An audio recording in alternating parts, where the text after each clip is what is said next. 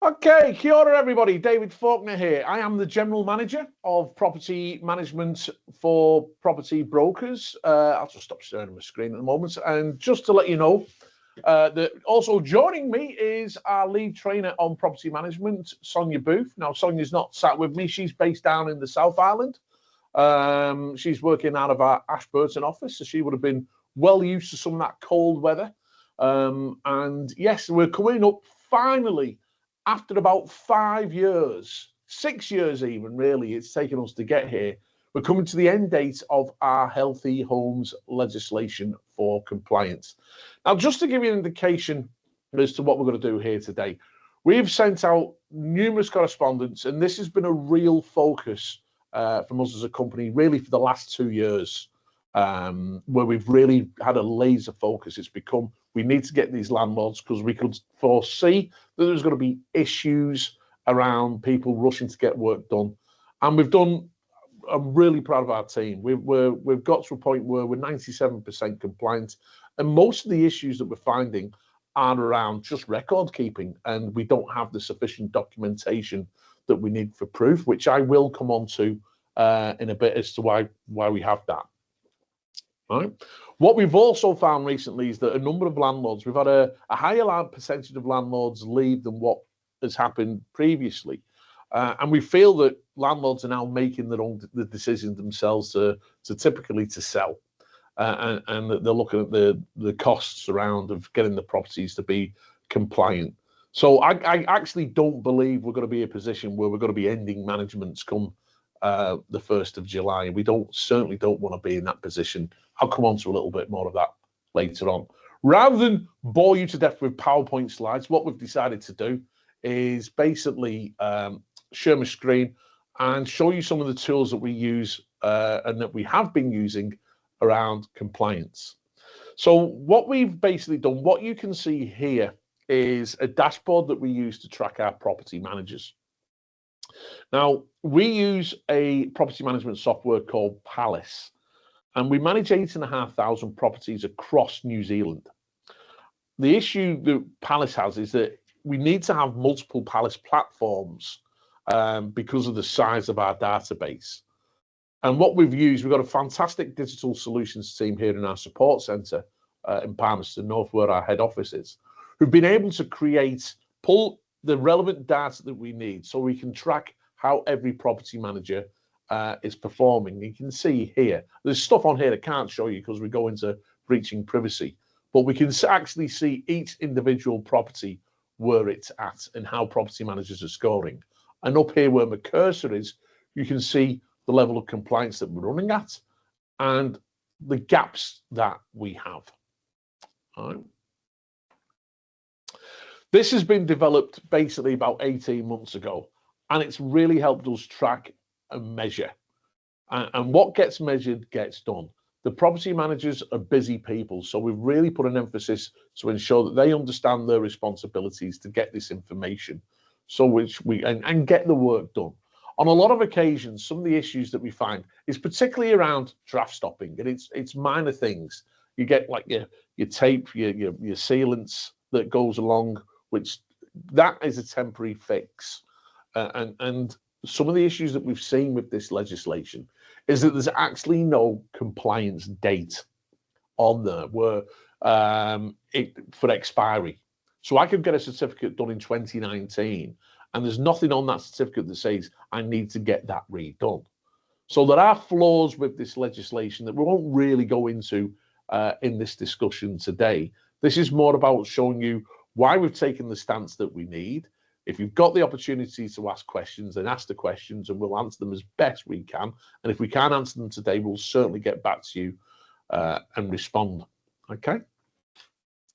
So rather than go into tenancy services websites, I think it's good to just explain to you the relationship that the property manager has in terms of them working for you as an agent. All right. So who's liable around? So what you can see here is the Residential Tenancies Act. Who is liable for potential exemplary damages, fines issued? Well, it can be you, the landlord. It can be us as the agent for the landlord. It can be both. And this is why we have to take a pretty firm responsibility here, because we have a reputation that we want to protect.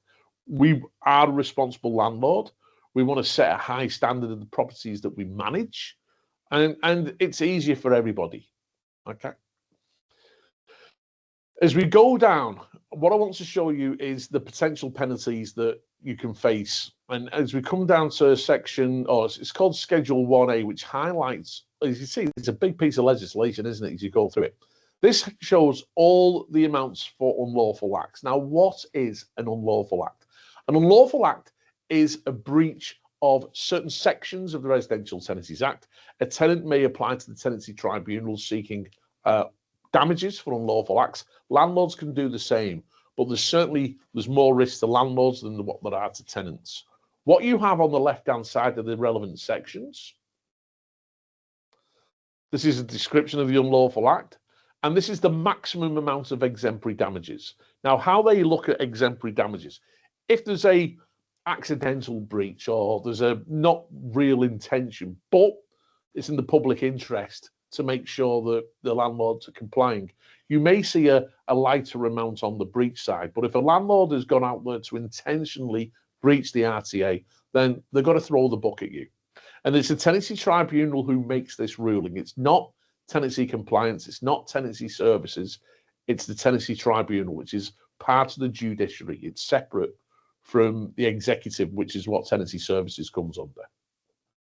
Aspects that we need. So 13A, this is around tenancy agreements. Okay, so I'll just quickly go on to this. This shows your content of a tenancy agreement. And all the way down the bottom, and you can see how wordy and texty it is. It starts to say about what information that we need in relation to healthy homes. Okay. So we need to ensure that we're providing, and we've got records, we've got a healthy home statement signed separately. We've got our insulation, which has been checked. And to show you what can happen in terms of the Tenancy Compliance Investigation Team, this is a branch of the government that can come in and they audit. And we are often audited by them. We've actually got an audit going on at the moment in our Hawke's Bay region, where they'll pick just a random selection of 10 properties that we manage, and they will want to go through all relevant information. You can see all the questions that they ask. It's quite intense, right? But in relation to healthy homes, so I'll try and make this a wee bit bigger, okay? We need to have this relevant documentation such as this. So the landlord filling out their own statements does not go far enough. We need to have actual physical proof of compliance, right?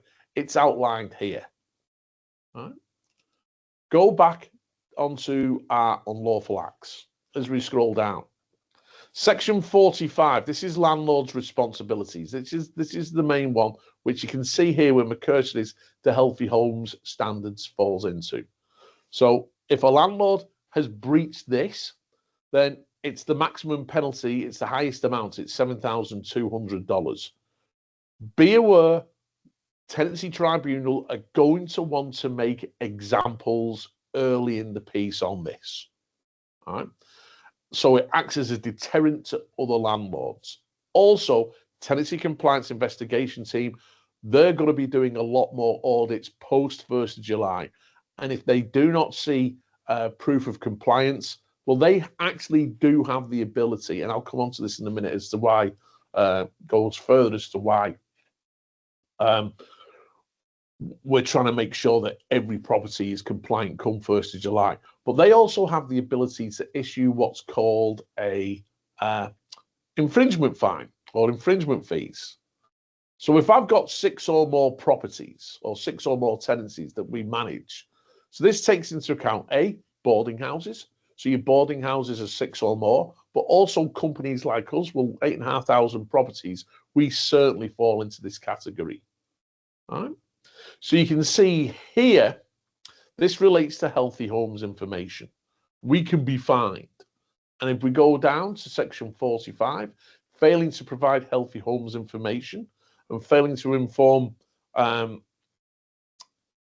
and failing provide information also to tenants, we can face significant fines around that. Right? So that's looks at the Residential Tenancies Act.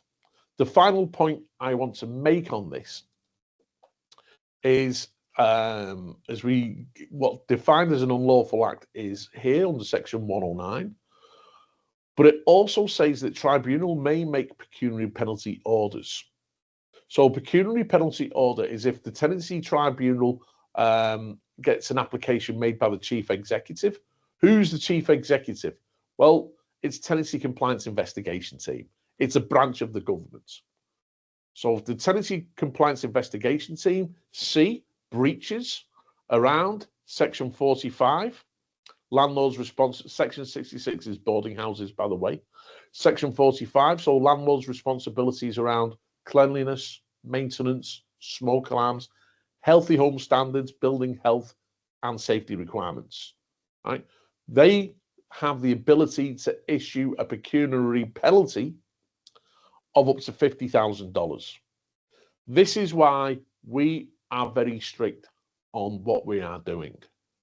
Now, what will happen if landlords decide that they want to manage the properties themselves and avoid and just think, right, I'll take the risk? The Tenancy Compliance and Investigation Team will be awaiting to see a number of bond transfers. So what happens is if a landlord comes to us and wants us to manage their property, we take on the property. The landlord will have to sign a change of landlord agent bond form. That is completed and it's sent to Tenancy Services. The Tenancy Compliance Investigation Team are going to be waiting to see how many change of landlord agent bond forms that they're going to be. And this will be a red flag. So if you have a landlord who's with property brokers, but all of a sudden they decide, I'm going to manage this myself because I don't want to comply with Healthy Homes, it's going to get flagged by the Tenancy Compliance Investigation Team. They will have limited resources, but they will be laser focused on landlords who make those decisions.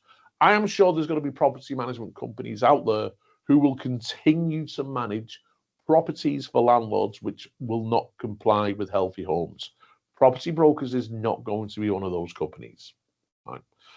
What are we going to do with landlords who are organised work to be done, but the work will not be done post 1st of July?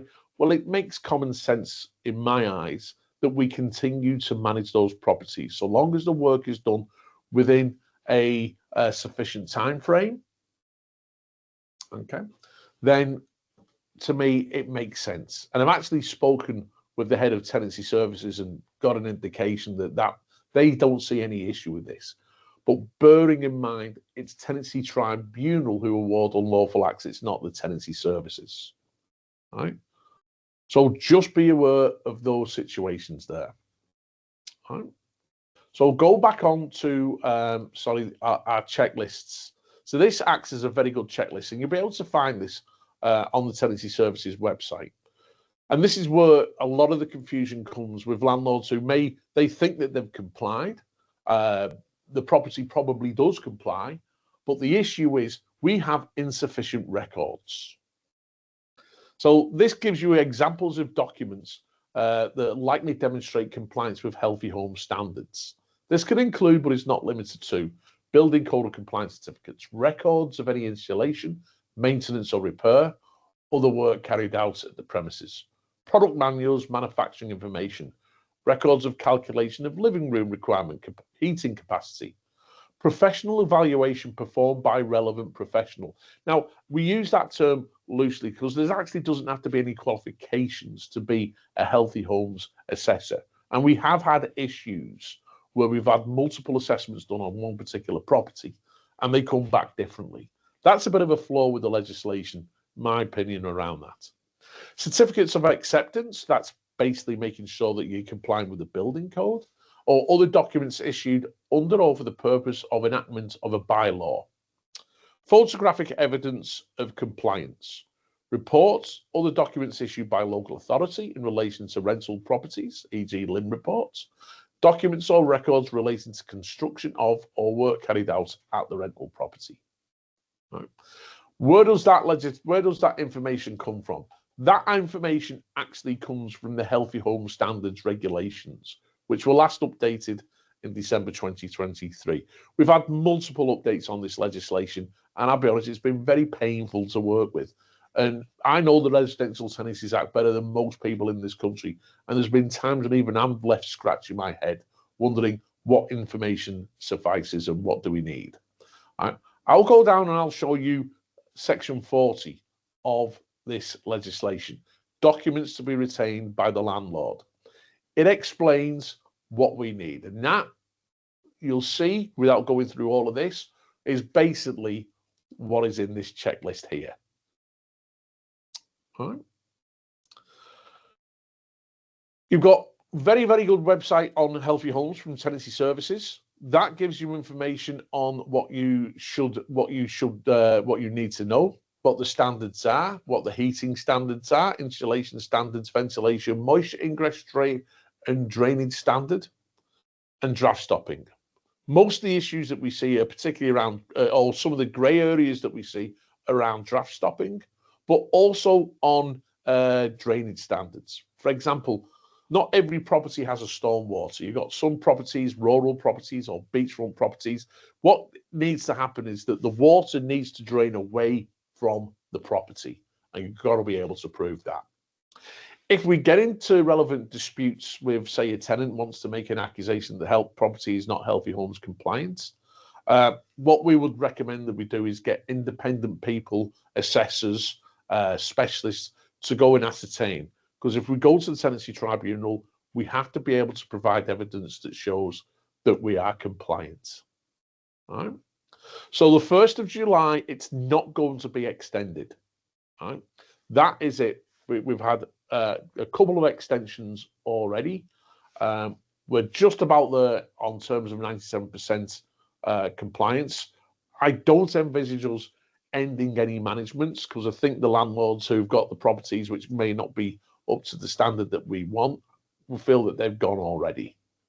Sonia, if there's anything you want to add, feel free to add. No, nothing too much, but I guess just talk to your property manager if you've got any questions, and they'll be able to talk through what the documentation is that we require just to get your property ticked off, basically. Yeah.